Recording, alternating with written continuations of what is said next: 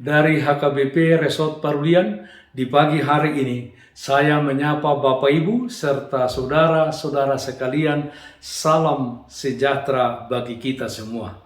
Sebelum kita mendengar dan merenungkan firman Tuhan di pagi hari ini, marilah kita berdoa. Berfirmanlah ya Tuhan, hamba-Mu siap mendengarkan dan melakukan firman-Mu. Amin. Firman Tuhan yang menjadi sumber kekuatan dan sukacita bagi kita dalam melaksanakan aktivitas kita satu hari ini, Senin 7 Maret 2022, tertulis dalam kitab Yeremia pasal 4 ayat 14, demikian bunyinya. Bersihkanlah hatimu dari kejahatan, hai Yerusalem, supaya engkau diselamatkan. Berapa lama lagi tinggal di dalam hatimu rancangan-rancangan kedurjanaanmu?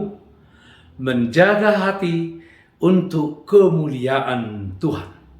Saudaraku yang terkasih dalam Kristus Yesus, ketika seorang laki-laki melihat seorang wanita, dari matanya turun ke dalam hatinya, dan hati seseorang tersebut untuk memutuskan apakah dia jatuh cinta atau tidak kepada wanita tersebut.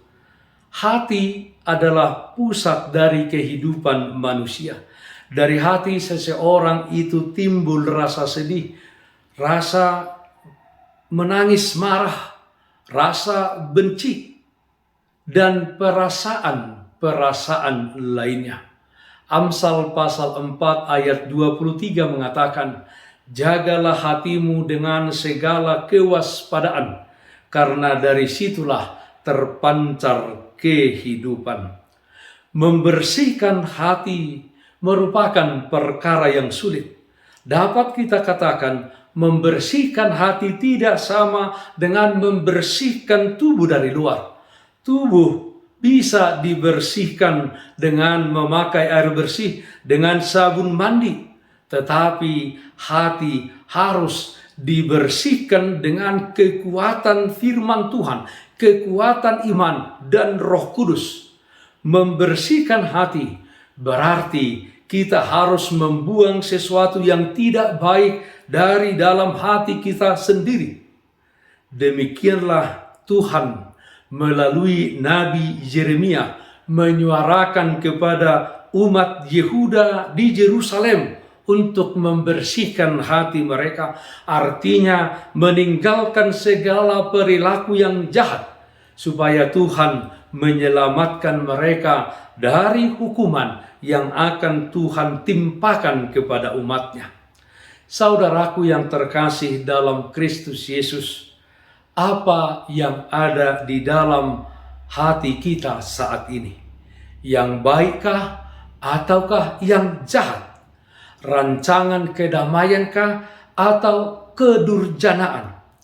Firman Tuhan hari ini menyapa kita untuk membersihkan dari hati kita segala yang tidak berguna, yang berdampak buruk dalam kehidupan kita dan orang-orang di sekitar kita, yaitu segala tindakan pikiran yang jahat, segala pikiran yang kotor, dan segala rancangan-rancangan kedurjanaan.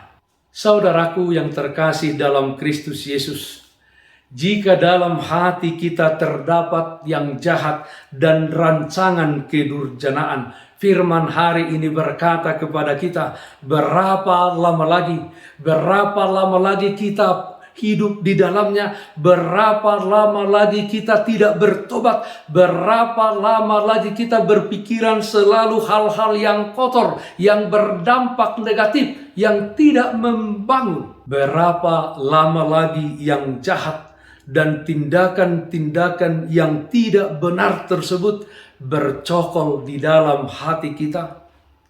Pertobatan harus segera kita lakukan, yaitu dengan meninggalkan perilaku dan tindakan yang jahat dan kembali kepada kehendak Tuhan. Hal tersebut dapat kita lakukan dengan hidup di dalam firman-Nya dan kita meminta pertolongan Roh Kudus. Tuhan menginginkan hati kita bersih. Bertobat bukan hanya di mulut saja, melainkan juga harus terlihat di dalam perbuatan kita sehari-hari. Perbuatan yang menyukakan hati Tuhan dan menyukakan hati sesama kita. Jagalah hati kita dari segala godaan-godaan yang ada di dunia ini. Dari yang kita dengar, dari yang kita lihat. Ingat, hati kita adalah milik dan kepunyaan Tuhan.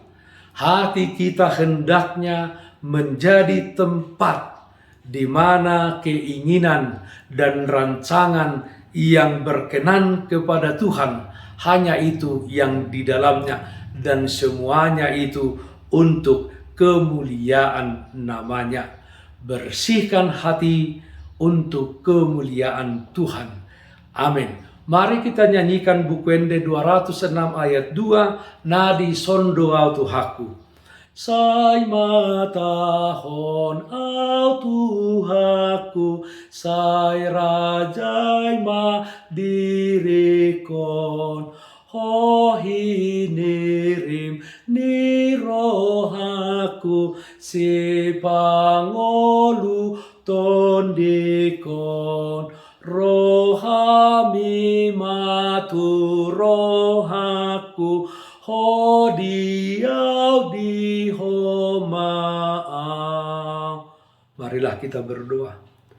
Ialah Bapa dalam surga, Allah yang baik, Allah yang senantiasa menyertai dan memelihara kehidupan kami. Terpujilah nama Tuhan. Kiranya kehidupan kami di tengah-tengah dunia ini hanya untuk memuliakan nama Tuhan di dalam kata dan perbuatan kami. Dengan pertolongan Roh Kudus, bersihkan hati kami Tuhan dari segala yang kotor, yang jahat, yang tidak berkenan di hadapan Tuhan. Sehingga kami hidup sesuai dengan kehendak-Mu selama kami di dunia ini. Yang sakit kami memohon Tuhan berikan kesembuhan. Yang berduka Tuhan berikan penghiburan. Dalam satu hari ini, di dalam segala aktivitas yang kami lakukan, kami mohon Tuhan hadir memberikan kekuatan dan sukacita bagi kami. Dalam nama anak-Mu Tuhan Yesus Kristus kami berdoa, terpujilah nama-Mu. Amin. Kasih karunia Tuhan kita Yesus Kristus, kasih setia dari Allah Bapa, serta persekutuan Roh Kudus, itulah yang menyertai-Mu hari ini kekal sampai selama-lamanya. Amin. Bapak, Ibu, Saudara-saudara yang terkasih, taatlah akan protokol kesehatan. Bersihkan hatimu, bersihkan rumahmu, bersihkan juga pekaranganmu.